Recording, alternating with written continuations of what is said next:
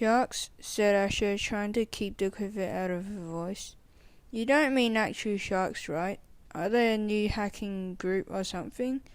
Or is that an acronym for the serious hardcore anarchist rebel kids? Asher hoped so. Those sharks sound cool. Negative, said the holographic jaws. Sharks are large fish, commonly found in oceans, horror movies and some seafood restaurants.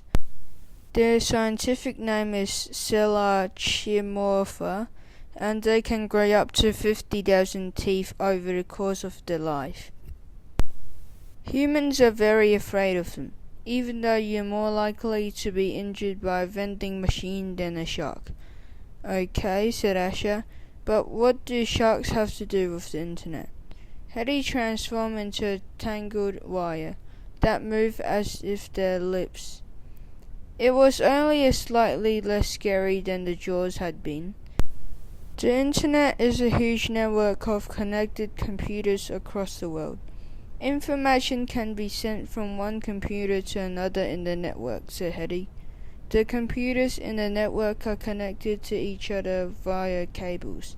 Some of the cable run for thousands of miles on the sea. Cool, I've no idea, said Asher. Over the last 24 hours, there had been some serious global issues with internet connectivity. I'll now play a report from an engineer who went down to investigate a cable on the seabed. The screen in front of Asher burst into life. A woman wearing a wetsuit was holding a diving helmet with a shaking hand. This is Kim Lau reporting on cable 97A. Conditions were as expected. I located the cable and looked for damage. I found a big tunnel right through it. The wires were completely exposed. I was going to take a photo when I saw something moving in the darkness. It was a huge shark, swimming beside the cable. The on-screen Kim swallowed hard. I swam away as fast as I could. The shark didn't follow, but stayed near the cable. But I wasn't taking any chances, so I activated my panic sensor. I never known sharks of that size in these water before, ever. The screen flickered out. Silence filled the room. Even Tumble stopped trying to press buttons. Whoa, said Asher eventually. So the internet is slow because sharks are attacking cables? Asher wondered if she was missing something. We believe so, said Hetty. Tens of countries' undersea cables had been destroyed. There are about 30 others. We are now at the dangerous point. If sharks attack any of the remaining cables, there will be a total collapse of the internet here. Asher's mind felt as tangled as the wire she was speaking to. An hour ago she'd been eating breakfast. Now an AR hologram was telling her about secret agents and cable-munching sharks. Is that what really happened to Iceland? Asher said slowly, remembering what she'd heard on the radio. Affirmative, said Hetty. We think the same pattern of the shark will be used in countries all over the world. But why? The internet is essential to daily life of 3.2 billion people, almost half the world's population. Hospitals rely on the internet, banks rely on the internet, and people need it to keep in touch with friends and family. Already today, Asher Joshi, you have used the internet 33 times. At the moment, the internet isn't owned or regulated by a single person. But if an individual was able to gain control of it, they would be the richest and most powerful person in the world. Asher had never thought about the internet like that before, but Hetty wasn't answering her questions about sharks. But why? Hetty cut across her. The CSA fights injustice and abuse of power.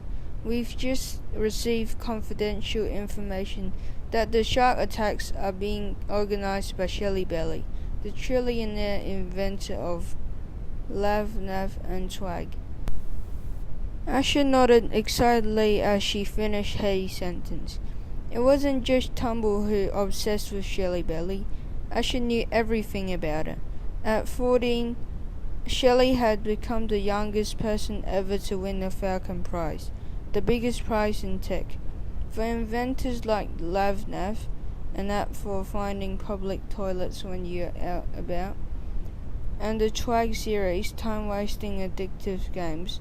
Now at 17, she was the CEO of Shelly Inc., a global tech company that made search engines, apps, robots, toys, phones, smart houses, genetically modified pets, designer babies, antibiotics, hand-free poop scoops, everything really. Shelly Belly is very powerful. Her combined worth is more than the value of the whole world's pocket money in gold. The CSA investigated her in the past over the way she collects the personal data of her customers without consent, particularly the data relating to time they spent on the toilet. Now we believe Shelly is trying to cause a global internet shutdown by using sharks to destroy undersea cables. How can she control the sharks? Asha asked, more confused than ever. We have inconclusive evidence. She might be luring the sharks to a cable, or she might have trained the shark to attack the cables. But how will Shelly run Shelly Inc. without the internet? Surely she will be affected too, Joan asked. Once news of the shark attack become public, Shelly plans to replace the cables and launch her own internet, ShellyNet. People will have to pay whatever Shelly wants to charge them, because there won't be any other options, said Hetty.